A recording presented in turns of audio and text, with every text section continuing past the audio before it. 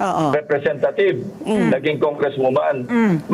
At kung siya talagang spy, hindi ko naman pinipilit na paniwalaan yung aking Theory. opinion na Oo. pwede siya maging spy. Napakadelikado kasi pagka may Congress, may access ka na sa mga highly classified information, mga documents. Alam niyo mga kababayan, hindi naman ho basta-basta magbibitaw ng mga ganyang klaseng banat itong si dating Senator Ping Lacson kung wala yang pinanghahawakan. Grabe, hindi ho basta-basta, napakalaking halaga ho niyang 1 billion pesos na yan. At dapat ho nating bantayan yung kaso na yan ni Alice Go dahil tingnan ho natin sa mga susunod na araw, susunod na buwan kung pag nakita ho nating ginaming-jamming na yan si Alice Go, kailangan na ho nating mag-isip dahil ang si Senator Ping Lacson, di naman ho magpapakawala ng mga ganyang klaseng impormasyon yan kung hindi A1 ika nga, di ba? Ay, dati hong nasa law enforcement, dati hong senador, yung network ho niya sa PNP o dyan sa Armed Forces, meron pa rin naman ho yan sigurado. Saan ba manggagaling yung mga impormasyon na yan kundi sa mga kaibigan niya, no? Malamang sa malamang talagang itong kampo ni Alice Go, linalakad ho, sinusubukang makalapit sa pamilya Marcos, no? At talagang handa ho yang gumasta ng napakalaking pera. Pero maliban dyan mga kababayan, dyan sa issue ng pagiging spy nitong si Alice Go, hindi natin dinidiscount yung na yon possibility. Pero yung angulo na talagang na posible naman din hong mangyari talaga yung teorya ng ating ibang mga kasama dito sa PH Update na away pogo operator to. Kumbaga yung mga medyo malapit sa kaban sa mga opisyal ng pamahalaan, balita ho natin yung sa Cavite, yung sa Island Cove, untouchable daw yung pogo operation doon 'di ba? Ngayon, meron na hong pogo total ban itong administrasyon, mapahanggang sa ngayon, dire-diretso pa rin. No? Ibig sabihin, yung sinabi ng ating Pangulo nung nagdangso na, hindi pa rin ho pinapakinggan itong, hindi pa tumatalima itong mga ahensya ng pamahalaan para talagang total shutdown na itong mga pogo operation na to sa ating bansa. Tingnan ho natin kung anong mangyayari dito sa isiniwalat na to ni Senator Ping Lacson, 1 billion pesos, hindi ho biro yung halaga na yan. Napakalaking pera ho niyan, lalo na yung mga matatakaw sa pera, maglalakihan na naman ng mata. Kilala niyo ho ba kung sino yung mga malalaki ang mata? Yun ho yung mga, kung tawagin, kaya bantayan ho natin yung na yan, yung kaso nitong si Alice Go, no? Kasi, kesa naman pa konti-konti, pa 300 million kada buwan, di ba? Yung ito ho, isang bagsakan, 1 billion peso. Hindi, meron kasi napabalita, di ba? Yung isang pogo operation, di umano, diyan sa Cavite, diyan sa Island Cove, diyan sa Cavite, di umano nagbibigay ng 300 million na payola diyan sa isang mga makakapangyarihang nilalang sa pamahalaan. Pero bago natin umpisahan ang ating reaction video diyan sa mga isiniwalat na yan, itong si dating Senator Ping Lacson, kung bago lang ho kayo sa PH Update, isang like at isang subscribe. Sobrang saya na ho natin dyan. At dito rin ho sa video na to, doon sa mga gustong sumali sa ating community. By the way, maraming salamat ho sa ating mga bagong member dito sa PH Update. Shoutout kay Lourdes Pascual. Maraming salamat ho sa pagpapamember. Kay Virgo, thank you po. Maraming salamat po. Napakalaking bagay ho ng membership nyo para sa channel. Ayun na nga mga kababayan, pasadahan ho muna natin na mabilisan itong mga nakaganapan sa social media ngayong araw. Ito, kaya pala, okupado itong si Martin Tambalus-Los Romualdez sa mga nakalipas na araw.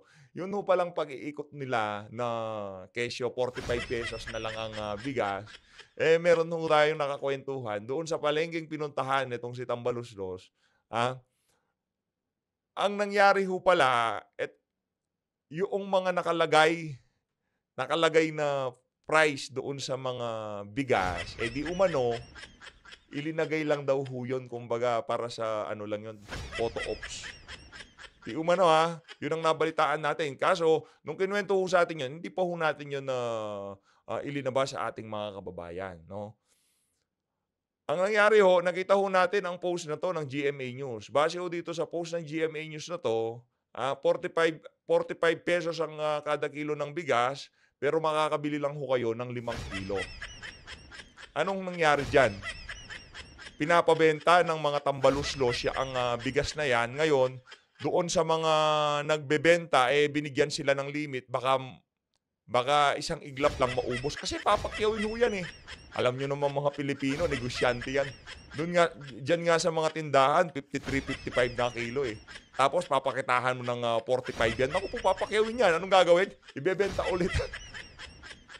Eh, gano'n ho talaga 'di ba, negosyo yan, eh.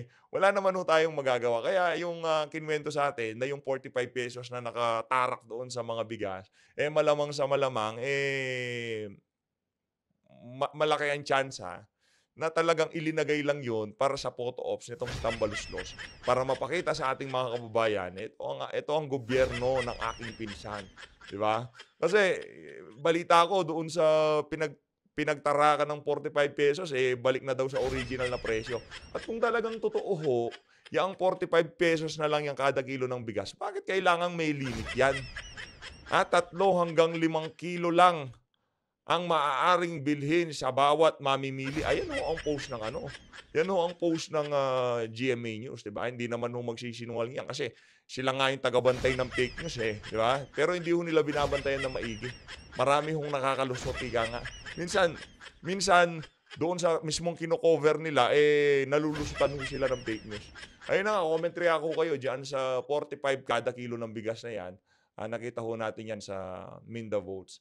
At dito ho tayo, dumako ho tayo diyan sa post na 'to ni, Sir, Tio Moreno 'no. Ito kasi yan, kahapon doon sa huling video ho natin, eh, kinontent na ho natin na kung saan, eh, ginawaran ho ng, COA ang, Department of Education nung pinamumunuan pa nitong si Vice President Sara Duterte, unmodified opinion. Ngayon, ano ho itong unmodified opinion na 'to? Ulitin ho natin kasi para itong si Saldico mag-sink in sa utak nila. Kasi yan hong budget ng, Department of Education na yan noong, nandiyan si VP Sara, talaga hong hinahanapan ho nila ng butas yan. Sa totoo lang, kada sentabos, kada piso dapat ho talagang, nakaano yan, kumbaga kuwentas klara sa mga congressman na 'to. Eto ho mga kababayan ang, post ng, ABS-CBN. Himala 'no, pinost ho 'to ng ABS-CBN. Kasi alam ho natin pagdating kay VP Sara pagka medyo, pumapabor kay VP Sara ang, balita, hindi po nila binabalita diyan. Ito, the Commission on Audit gave the Department of Education an unmodified opinion in 2023, the last full year of Vice President Sara Duterte as head of the agency. Despite some accounting deficiencies, Secretary Sani Angara told Senator Tuesday. Yun na nga mga kababayan. Ano ho ba ibig sabihin nito? Ibig sabihin no, yung libro ng Office of the ng Department of Education ng pinamumunuan pa ho yan ni Vice President Sara Duterte ay malinis. Ngayon, yarin lamang pinag-uusapan ho natin itong mga tambaluslos na 'to. Tanong ho natin sa kanila, sinagot na ho ba nila ang hamon ni dating Pangulong Rodrigo Duterte na magbukasan ng libro? Kasi hindi naman ho sila puwedeng i-audit ng maayos ng Commission on Audit. Takot na lang nila kay tambaluslos, 'di ba? O sa ku dapat kaya tama yung narinig natin doon sa mga, doon sa mga pinapakinggan nating vlogger. Di ko maalala kay Ma'am Joey at o kay Ma'am Sas Rugando Sasot. Ang sabi nila, dapat talaga yung mga constitutional, commission, kagaya ng Commission on Audit, Commission on Election, yung iba pa, Commission on lahat ng ano, dapat ho talaga meron na talagang kumbaga naka-fix na budget, eh, para yung tipong kahit na anong gawin nitong mga tambaluslos na 'to, yan na yung budget nila. Hindi ho puwedeng galawin yun ng kung sino-sino. Para magkaroon sila ng, magawa nila ng maayos yung kanilang trabaho sa mga ahensyang pinamumunuan nila. Kunyari yung Commission on Human Rights, kung ano lang gustong mangyari ng, ang pamahalaan ngayong mga panahon na 'to, yun lang ang nasusunod. Sabagay talagang,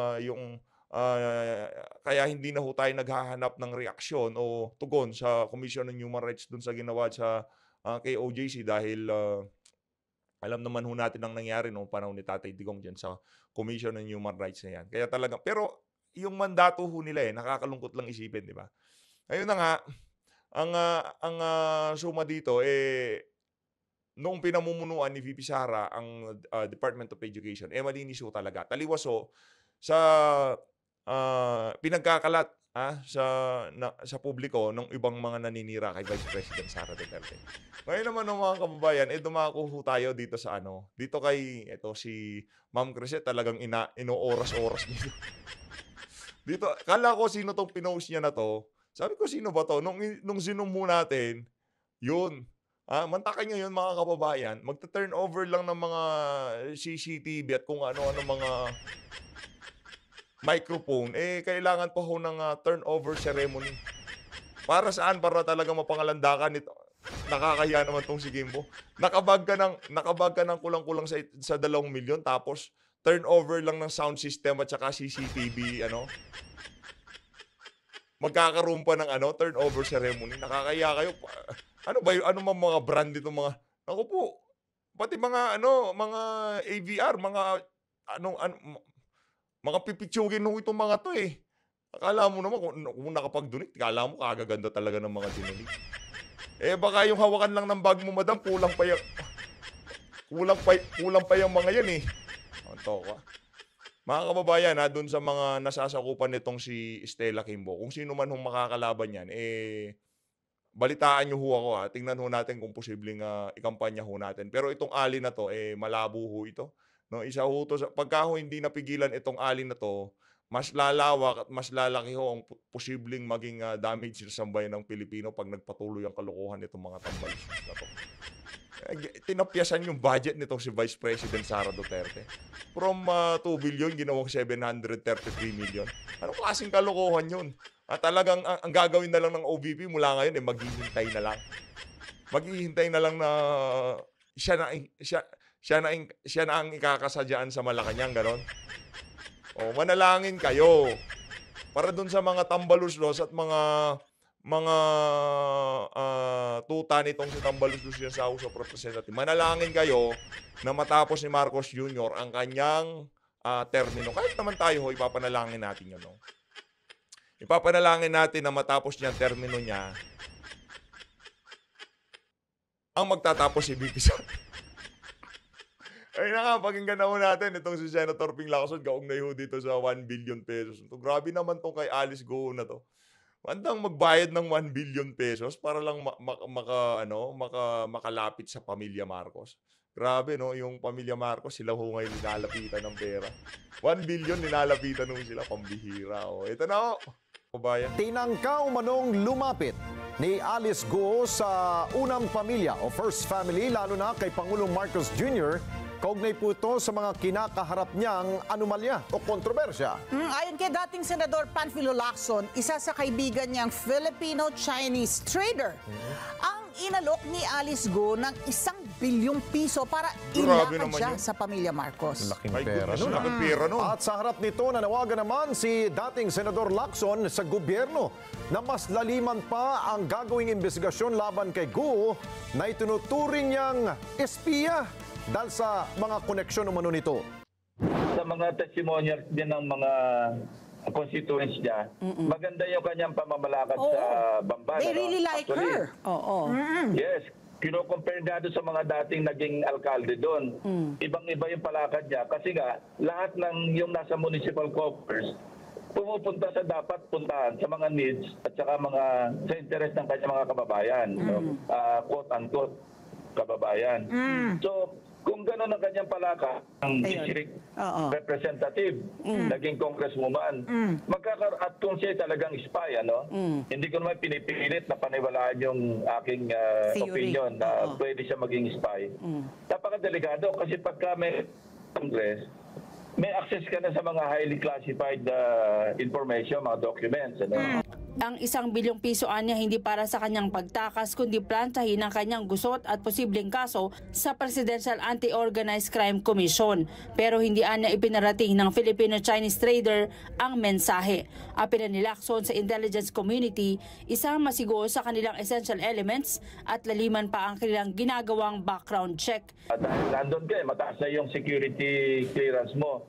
So delikado yun. Kung nag-work na foreign government, medyo hindi sa national security natin kung gano'n na mangyayari. At hindi lang yun, baka mamaya dumating panahon, ito, far out na ito, pero hypothetically, in the realm of possibilities, dahil nagawa niya yung mas mahirap gawin na mameki ng dokumento para mahalal bilang punong bayan.